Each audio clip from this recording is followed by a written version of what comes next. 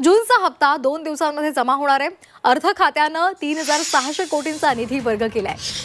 लाडकी बहीण योजनेची आज वर्षपूर्ती आहे आणि लाडक्या बहिणींसाठी आज आनंदाची बातमी आहे। लाडक्या बहीण योजनेच्या वर्षपूर्तीच्या निमित्तानं लाभार्थ्यांना 3600 कोटी रुपये अनुदान रविवारीच वर्ग करण्यात आलेलं आहे। येत्या 1 ते 2 दिवसांमध्ये लाभार्थ्यांच्या खात्यामध्ये जूनचा हप्ता जमा होणार आहे। सरकारनं केलेल्या पडताळणीमध्ये आतापर्यंत 9 लाखांपेक्षा जास्त महिला अपात्र ठरलेल्या आहेत। ही योजना राज्यातील महिलांसाठी मोठा आधार ठरल्याची भावना महिला आणि बालविकास मंत्री आदिती तटकरे यांनी व्यक्त केलेली आहे।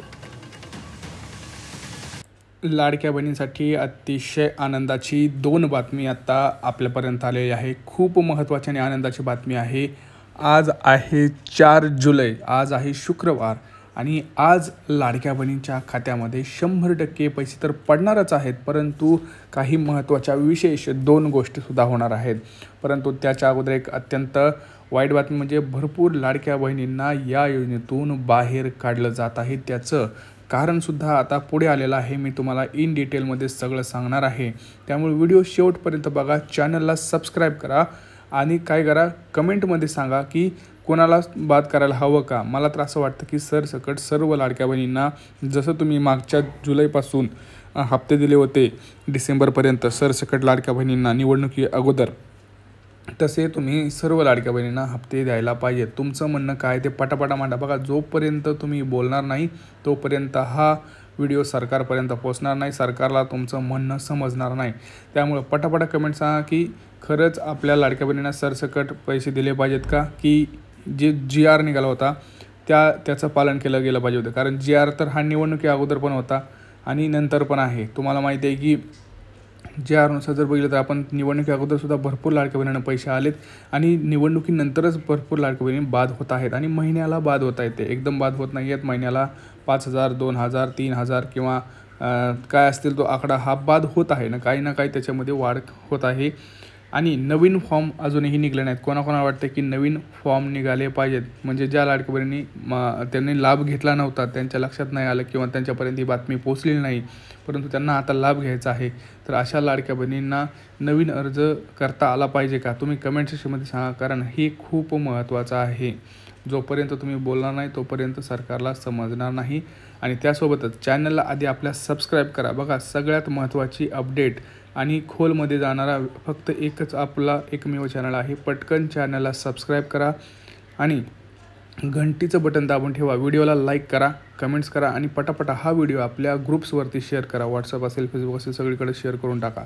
सगळ्यात महत्त्वाचं म्हणजे बघा, लाडकी बहीण योजनेचा आता जो हप्ता आहे 12 जूनचा हप्ता आहे, तो आपल्याला GR तर आलेला आहे।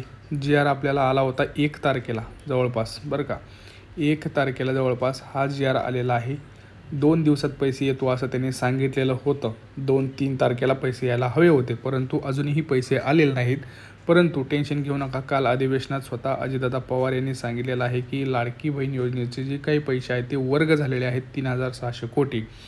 आता उशीर का होत आहे तर त्याच्यामध्ये मी तुम्हाला सांगतो आहे, काही तांत्रिक अडचणी असतील, काही नियम तिथं आपण जर बघितलं तर लाडकी बहिणी योजनेमध्ये तिथं त्यांची जी कमिटी आहे त्या कमिटीनुसार जी यादी होत असते तयार, की कुठल्या लाडक्या बहिणी पात्र आहेत काय नाही, त्या यादीचं तिथं विश्लेषण चालू असावं। कारण लाडकी बहिणी आता जर आपण बघितलं तर खूप तंतोतंत सगळं व्यवस्थित चालू आहे। तसं बघायला गेलं तर GRनुसार ज्या लाडक्या बहिणी पात्र आहेत त्यांना पैसे भेटतील, अन्यथा बाकीच्या लाडक्या बहिणी ज्यांना अपात्र आहेत त्यांना पैसे भेटणार नाहीत। आता जरी आपण बघितलं तरी भरपूर अशा लाडक्या बहिणी आपल्याला दिसतील ज्या खरंच पात्र नाही आहेत पण त्यांना पैसे येत आहेत, आणि ज्या खरंच लाडक्या बहिणींना गरज आहे त्यांची योजना बंद झालेली आहे, असं सुद्धा आहे। भरपूर ठिकाणी असं आपल्याला सगळं पाहायला मिळत आहे।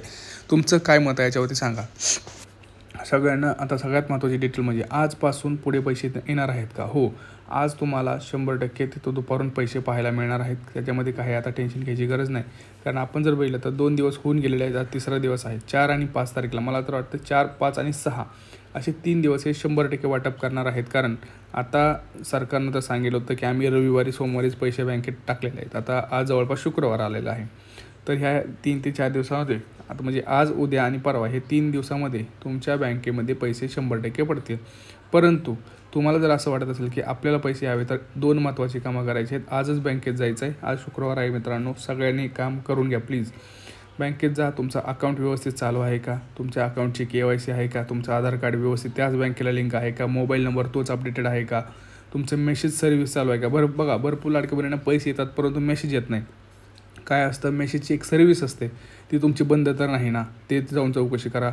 परत तुमचं सगळं व्यवस्थित आहे ना, अकाउंट ब्लॉक झालेलं नाही ना, अकाउंटमध्ये लो बॅलन्स नसल्यामुळे तो काटणार तर नाहीत ना पैसे. ह्या सगळ्या गोष्टींची माहिती तुम्हाला घेणं अतिशय महत्त्वाचं आहे. कारण बघा, सगळ्यांना पैसे आले ना आणि आपल्याला पैसे नाही आले की तिथं जास्त वाईट वाटतं. त्यामुळे पहिल्यांदा हे सगळं चौकशी करायची, आपल्या साईडनं व्यवस्थित क्लिअर राहायचं.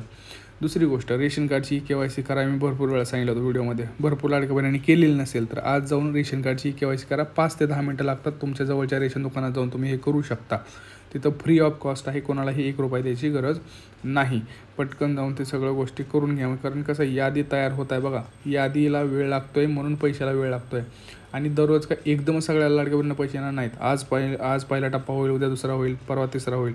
कारण यादी जशी जशी पुढे जाते तसे तुम्हाला पैसे येत जातात. कारण आता सरकारला जर महिन्याला काही ना काही लाडक्या बहिणी सापडत आहेत ज्या इतर योजनांचा लाभ घेत आहेत, दुबार योजनांचा लाभ घेत आहेत, किंवा कोणी सरकारी नोकरीला आहे, कोणाच्या घरी कोणी 4 चाकी वाहन घेतलेलं आहे. अशा सगळ्या गोष्टी होत आहेत. तुम्हाला मी आधीही सांगितलं होतं, सरकारकडे संपूर्ण डेटा आहे. RTOचा डेटा आहे. जर तुम्ही गाडी घेतली असेल तर, जर तुम्ही इन्कम टॅक्स भरत असाल तर त्यांच्याकडे इन्कम टॅक्स डिपार्टमेंट आहे, तिथून ते डेटा घेतात. जर तुमच्या बँकेत मोठे ट्रान्झॅक्शन झाले तर त्यांच्याकडे आधार कार्डद्वारे ते समजलं जाऊ शकतं. दुसरी गोष्ट म्हणजे तुमच्याकडं कुठलं रेशन कार्ड आहे, पिवळं आहे, केशरी आहे का पांढरं आहे, ह्या सगळ्या गोष्टींची माहितीसुद्धा सरकारकडे असते. त्यामुळं ह्या लक्षात ठेवायचं आहे की जोपर्यंत सरकारच्या निदर्शनास तुम्ही येत नाही तोपर्यंत तुम्हाला हप्ते येतील, जर तुम्ही नियमात बसत नसले तरी. आणि जर नियमात बसत असेल तर तुम्हाला कायम पैसे येतील. पण जर नियमात बसत नसताना देखील तुम्ही पैसे घेताय आणि जोपर्यंत सरकारच्या निदर्शनास येत नाही तोपर्यंत हप्ते येतील. ज्या दिवशी निदर्शनास आले त्या दिवशी बाहेर केले जाईल, हे लक्षात ठेवायचं आहे.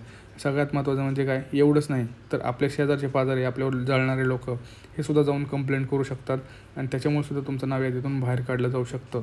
त्यामुळं इथं काय सांगता येत नाही. कारण भरपूर लोकांना चांगलं बघवत नाही. कधी म्हणतात की एवढं ह्याच्याकडे ह्याला काय लाभ पाहिजे. पण आपण जर बघितलं तर निवडणुकी अगोदर सरसकट सर्वांना पैसे आले होते. तर मला असं वाटतं की सरसकट सर्वांना पैसे आले पाहिजेत. कारण लाडकी बहीण योजना ही प्रत्येक लाडकीलाच असावी असं मला वाटतं. तिथं कुटुंबाचं काय असं एवढं जास्त नसावं.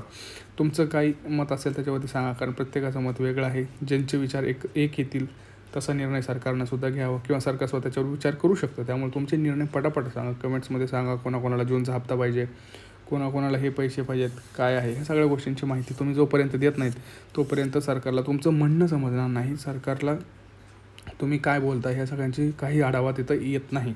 त्यामुळं पटापटा कमेंट्स करायच्या, चॅनल आधी सबस्क्राईब करायचं आहे, व्हिडिओ लाईक करायचा आहे, व्हिडिओ जास्तीत जास्त आपल्या लाडक्या बहिणींनी शेअर करायचं आहे. टेन्शन घेऊ नका, आज पैसे येतील.